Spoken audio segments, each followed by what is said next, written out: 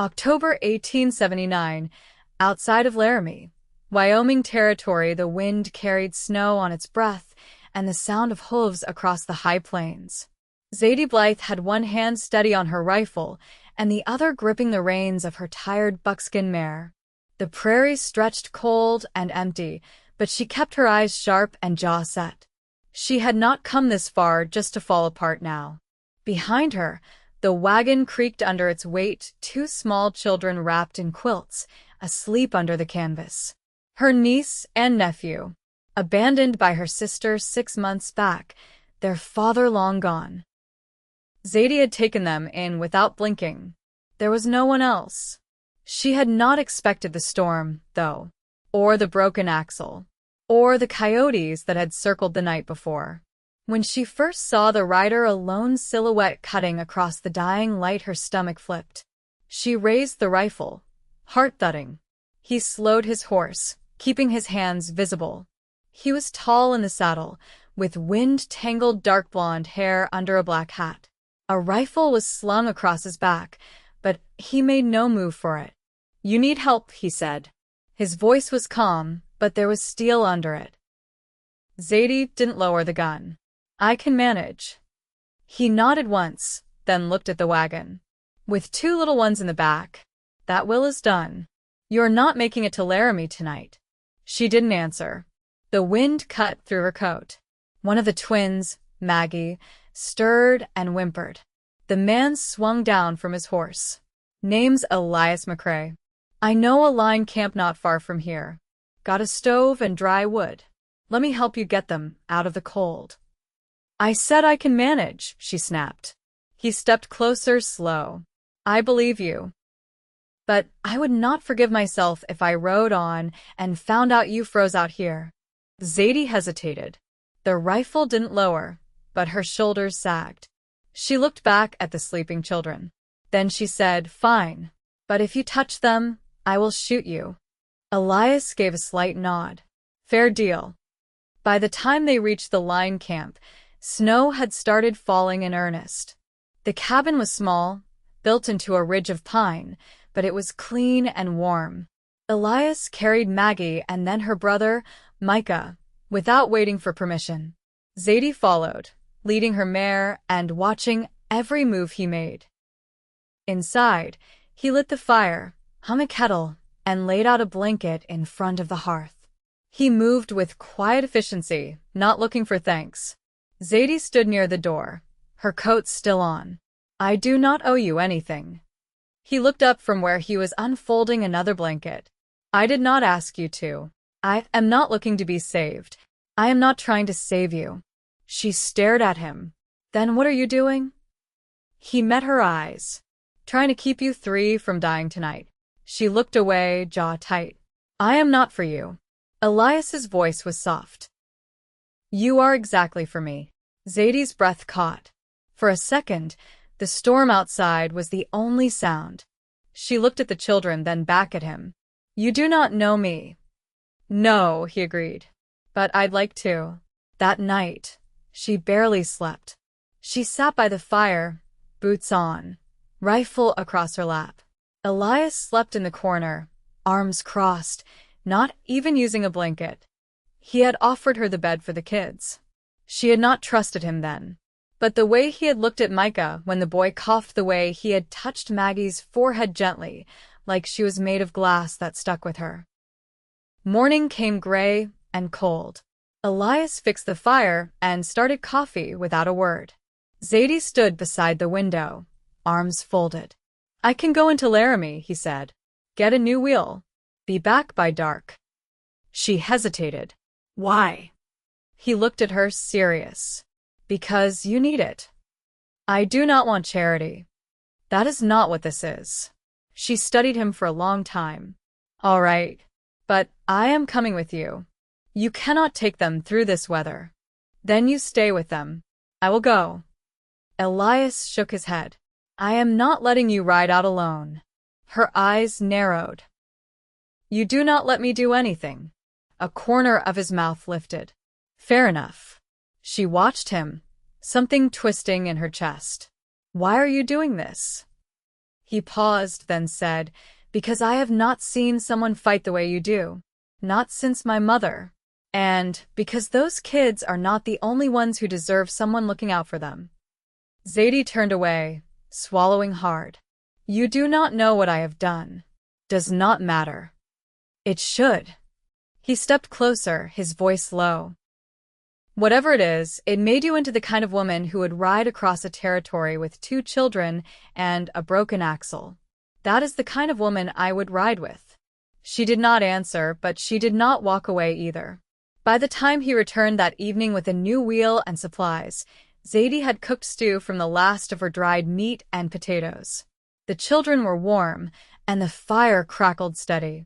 As he stomped off snow and stepped inside, she said without turning, "You made good time." He looked at her, snow melting off his hat. "I miss the company." That night, she let him sit beside her by the fire. They did not talk much. But when she handed him a cup of coffee and their fingers brushed, she did not pull back. And when he looked at her like she had not been looked at in years, not like she was broken or something to pity, but like she was strong and worth knowing, Zadie felt something inside her shift. She did not say anything. But she did not tell him to leave, either. That was how it began. The third morning broke pale and brittle. Ice rimmed the edges of the cabin windows and the wind had quieted, but the cold still sat heavy in the bones. Zadie stepped outside before sunrise, wrapped in Elias's extra coat. He hadn't offered it, just left it hanging by the door before bedding down on the floor near the fire. She'd taken it without comment. The meadow beyond the pines shimmered with frost. She walked slow, boots crunching through the crusted snow, and stopped at the creek to break a thin sheet of ice for water. The air stung her cheeks, but she welcomed the ache. It was clean, bracing. When she returned, Elias was in the lean-to behind the cabin, splitting kindling with steady rhythm. He didn't ask where she'd gone. "You sleep at all?" he asked, not turning. "Enough." He set another log upright. "I could use another set of hands in town. After the axle's fixed. There's a blacksmith in Laramie who owes me a favor, and a woman there who keeps a boarding house. Might be willing to trade bed and board for help in the kitchen." Zadie leaned against the doorframe, arms folded. "You think I'm planning to stay?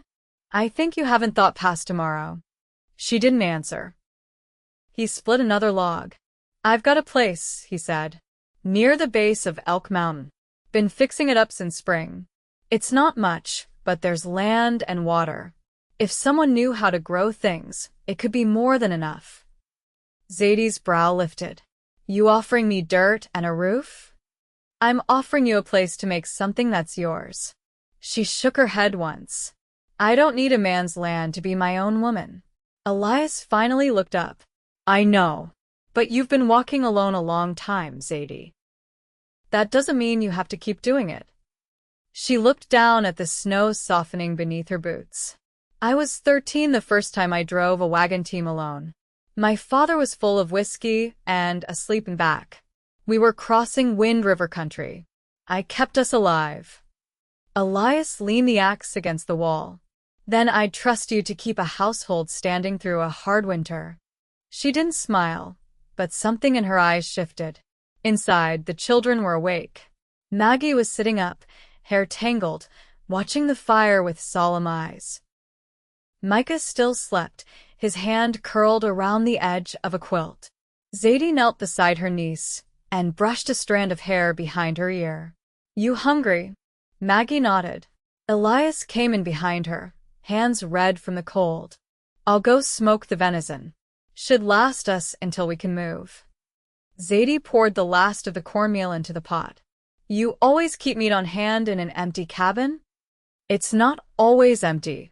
She stirred in silence, listening to the fire pop. "You let others stay here?" "Sometimes. Trappers, ranch hands. A widow once, with her boy.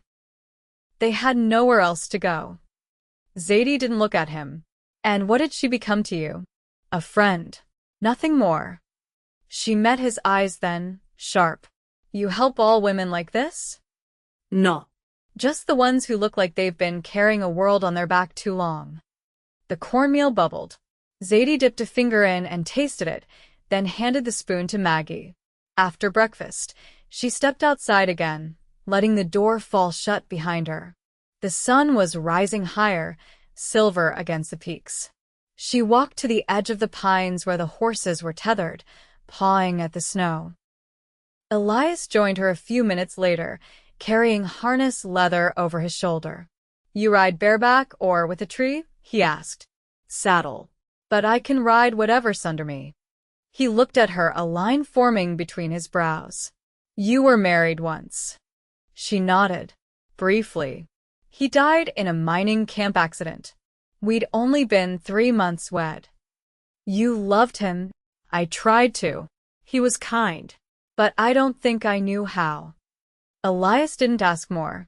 She was grateful. He handed her a bridle, and they worked in quiet, fitting tack and checking hooves. She noted the way he moved, careful, efficient, with a kind of patience that wasn't born of idleness. When the horses were ready, he said, "We'll ride to the ranch before sundown, if you want to see it."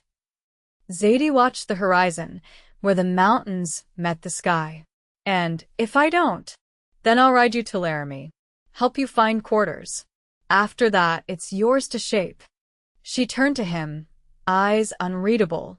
"You're not trying to marry me?" "No." "You're not hoping I'll fall into your bed?" "No." She studied him, long and slow. "Then what do you want?" He didn't look away. "To be near you. However you'll have me." Zadie didn't speak, but she stepped forward, took the reins from his hand, and led the mare toward the trail. He followed without a word. By mid-afternoon, they reached the edge of the valley, where the land turned from pine to open field. The cabin stood beneath a cottonwood, its roof patched, smoke rising from a narrow chimney. Fenced pasture stretched beyond it, and a barn leaned stubbornly into the wind. Zadie dismounted and walked the perimeter. The soil was rocky but not poor. A woman could grow potatoes here. Beans. Maybe onions come spring.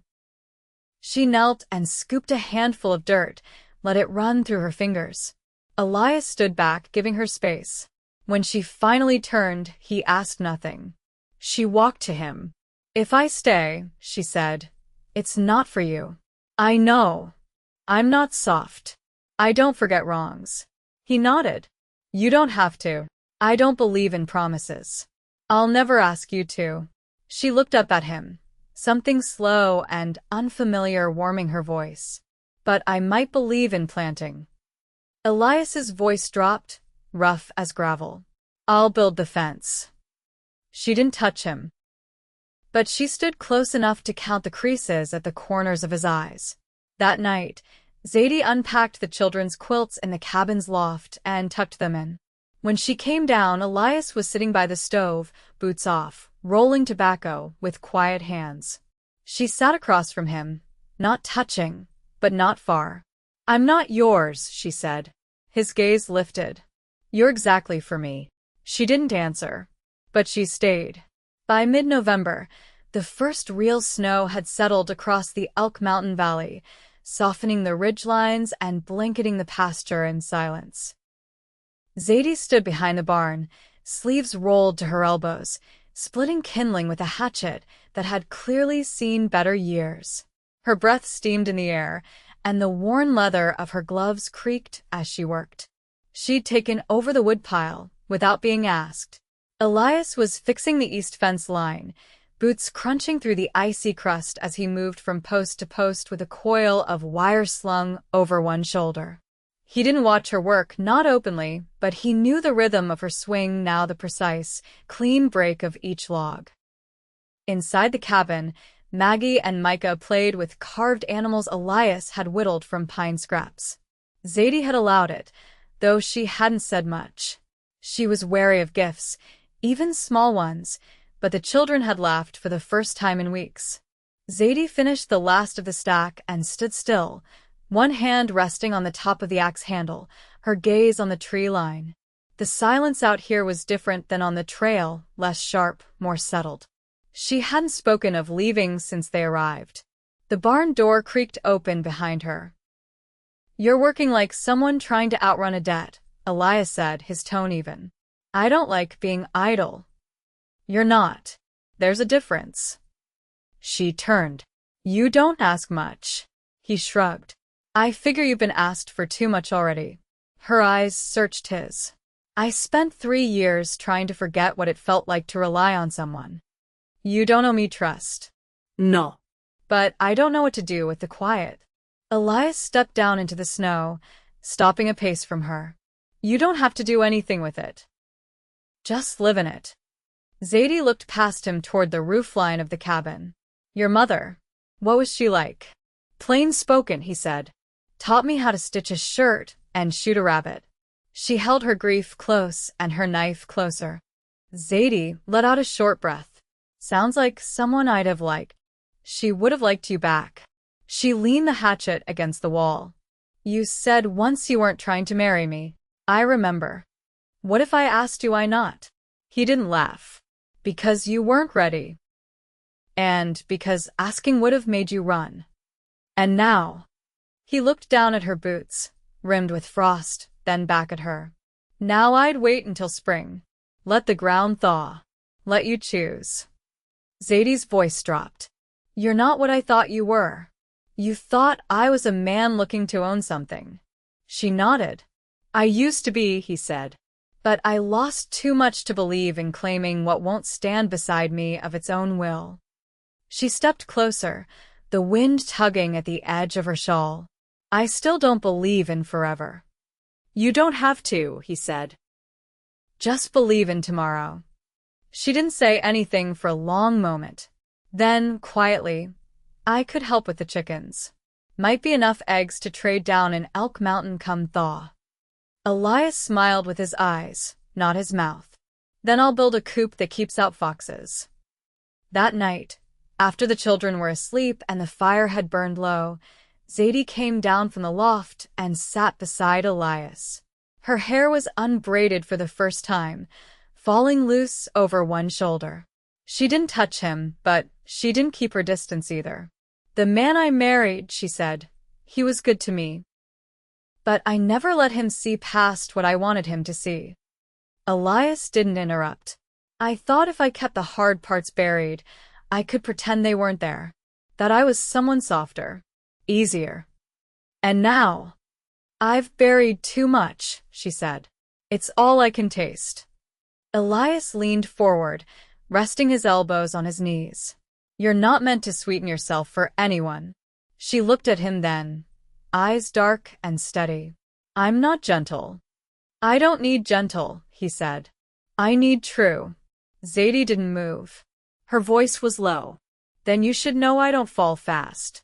I don't promise easy. But I don't walk away from what I plant. Elias reached out slowly, carefully, and took her hand. Then let's plant something that takes root. She didn't let go. The wind outside shifted, shaking snow from the trees. Inside, the fire cracked, steady and warm. And for the first time in years, Zadie let herself believe in staying. By early December, the land had settled into its deep hush. Snow hung from the pine boughs in thick, unmoving drifts, and the sky stretched white and low over the valley.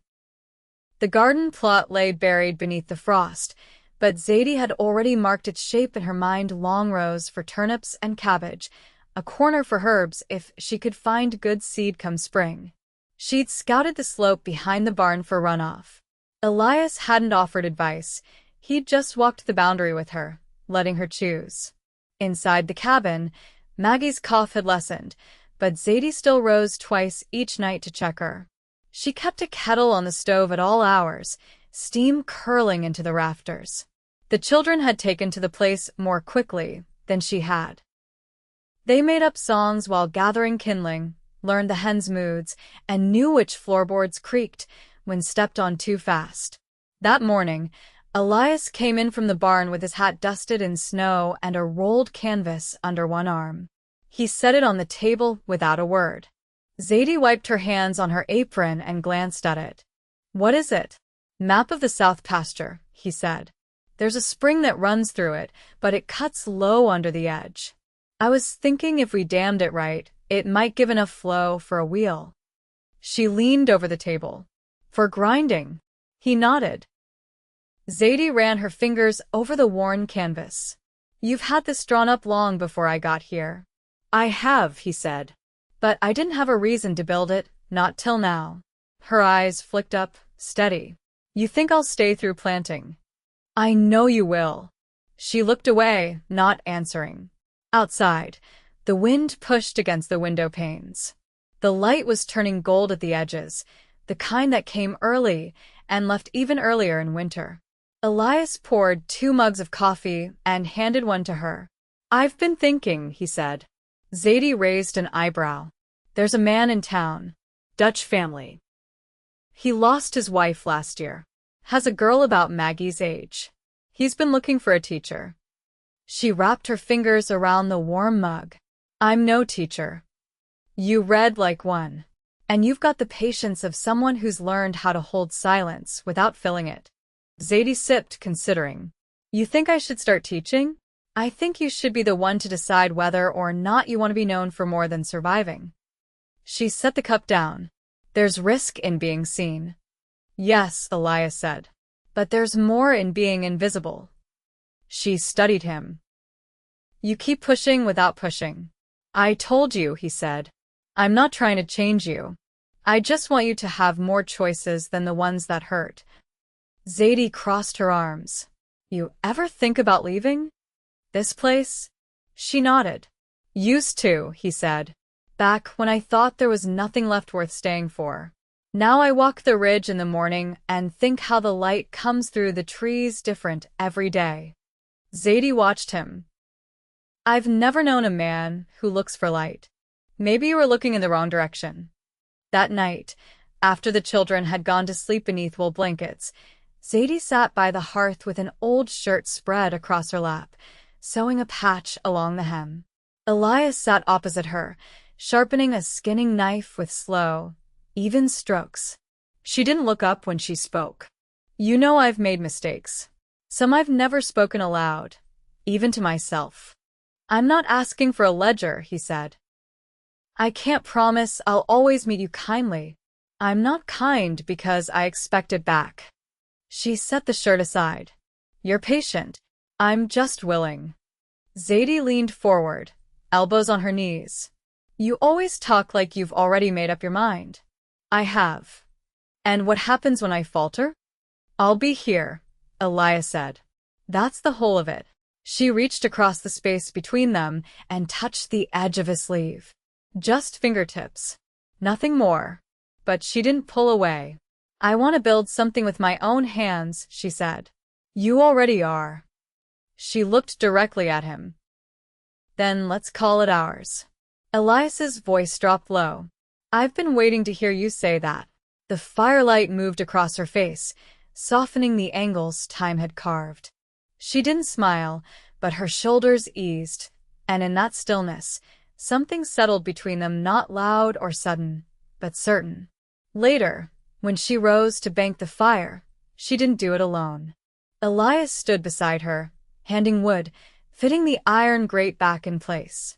They moved without needing words. They went to bed with the wind against the windows and the quiet weight of promise folded into the walls. And by morning, Zadie Blythe was no longer walking alone. The first thaw came like a breath held too long, slow and uncertain. The snow receded from the fence posts in patchy streaks, and the creek behind the barn began to murmur again. Zadie stood on the porch with her sleeves rolled, watching the sun rise above the ridge, pale gold against the melt. Maggie and Micah were inside with a neighbor's girl, a quiet child who'd taken to them without ceremony. Her father, Willem, had started arriving with supplies and news from town since the roads cleared enough for a wagon. He never stayed long. Elias stepped onto the porch behind her, rubbing warmth into his arms. Feels like the mountains finally easing up. Zadie didn't look at him. It'll freeze again before it's done. He nodded. Still. Good to see the dirt again. She leaned against the post, her eyes on the distant tree line. I want to start cutting the garden rows tomorrow. Won't be time to waste once the ground softens. I'll hitch the mare to the harrow. She's strong enough now. They stood in silence for a while, the kind that had grown comfortable between them, the kind that didn't need breaking. You said something last month, she said, eyes still forward. I said a lot of things last month. You said you'd wait till spring. Elias turned toward her. I remember. She looked at him then, full and clear. It's spring. He didn't speak, but his hand came to rest on the porch rail beside hers, fingers brushing just enough to feel the warmth of her skin. She didn't move away. I don't want a preacher, she said. You don't need one. But I want it to be known. I want it to be real. I'll take you to town, Elias said.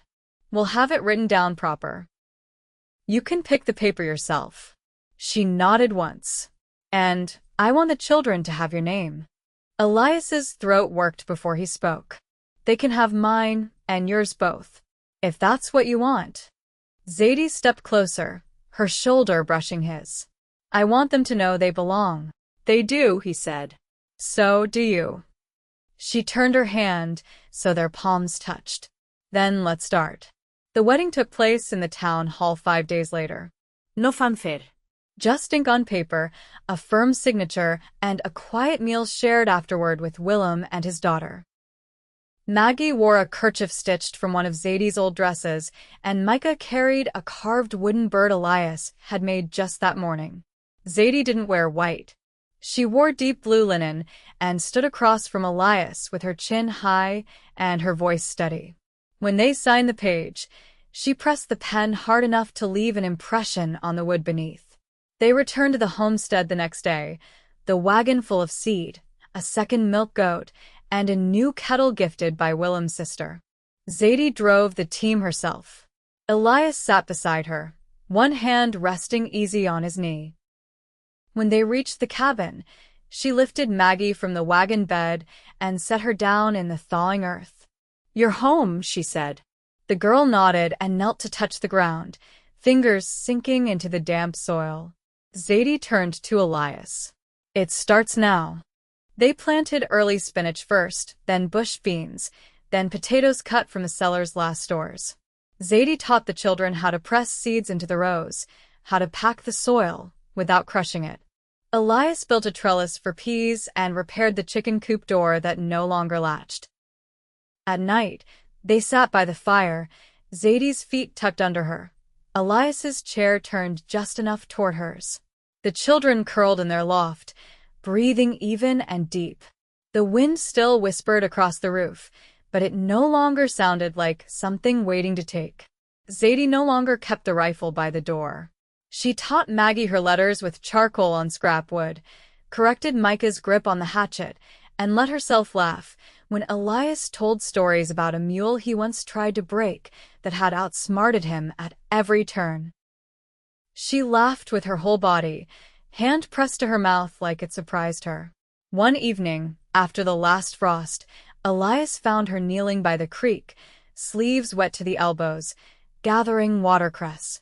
I want to build a bench here, she said without turning, where the sun hits in the early morning. I'll cut the wood tomorrow. She stood and wiped her hands on her skirt. I never thought I'd want to grow old in one place. Elias stepped beside her. You don't have to grow old. You just have to stay. She looked up at him. I'm not going anywhere. They walked back to the cabin together, shoulder to shoulder. Years passed. The garden grew wide and full. More children came, slow and steady like the changing seasons. Micah built his own house near the ridge once he was grown. Maggie became a teacher in Elk Mountain, riding out once a week to share supper. Zadie never softened. She didn't become someone else. She simply unfolded. She taught her daughters to ride and her sons to sew, and when Elias built that bench by the creek, she sat on it every morning the light allowed. They held hands when they walked. They fought sometimes, but never slammed doors. And each evening, as the sun dipped behind the ridge, they returned to the same porch, the same chairs, and the same quiet knowing that had brought them together in the first place. And in that quiet, Zadie found peace. She had not been saved. She had been seen and loved.